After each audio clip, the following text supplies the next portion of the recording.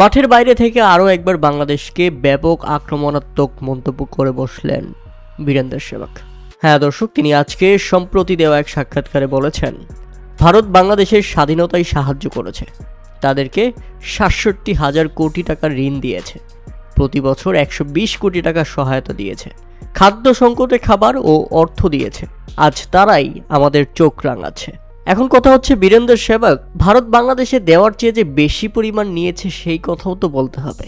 বাংলাদেশ থেকে যুদ্ধের পর ট্রিলিয়ন মার্কিন ডলারের অস্ত্র এবং সম্পদ চুরি করে নিয়ে গেছে, সেটা ফেরত দিতে হবে, সেই কথাও তো বলতে হবে বীরেন্দ্র সেবক।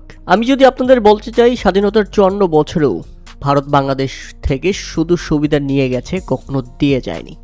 সব মিলিয়ে দেখা গেছে বাংলাদেশ স্বাধীনতার পর থেকে ভারতের সঙ্গে ঘনিষ্ঠ রাজনৈতিক ও অর্থনৈতিক সম্পর্ক বজায় রাখলেও দেওয়া ও নেওয়ার ভারসাম্যে এক ধরনের অসামঞ্জস্য রয়ে গেছে সবসময়। ১৯৭২ সালের মৈত্রী চুক্তি দিয়ে সম্পর্কের সূচনা হলেও দীর্ঘ ৫৪ বছরে বাংলাদেশ ভারতকে ট্রানজিট, চট্টগ্রাম ও মোগলা বন্দর ব্যবহার, বিদ্যুৎ আমদানির সুযোগ, জলপথ, সড়ক ও রেলপথ ব্যবহারের সুবিধা দিয়েছে। বাংলাদেশ দিয়েছে ভারতের উত্তর পূর্বাঞ্চলের সঙ্গে সংযোগের সুবিধা, ডিজেল পাইপলাইন, উপকূলীয় জাহাজ চলাচল, বিদ্যুৎ রপ্তানি, লাইন অফ ক্রেডিট, সীমান্ত হাট, বাণিজ্য চুক্তি, সবকিছুতেই ভারত পেয়েছে বাস্তব সুবিধা। পাল্টা হিসেব করলে দেখা যাবে বাংলাদেশ পেয়েছে কিছু আর্থিক সুবিধা, সীমিত পণ্য প্রবেশের শুল্কমুক্ত সুবিধা, কিছু অবকাঠামো উন্নয়নের প্রতিশ্রুতি।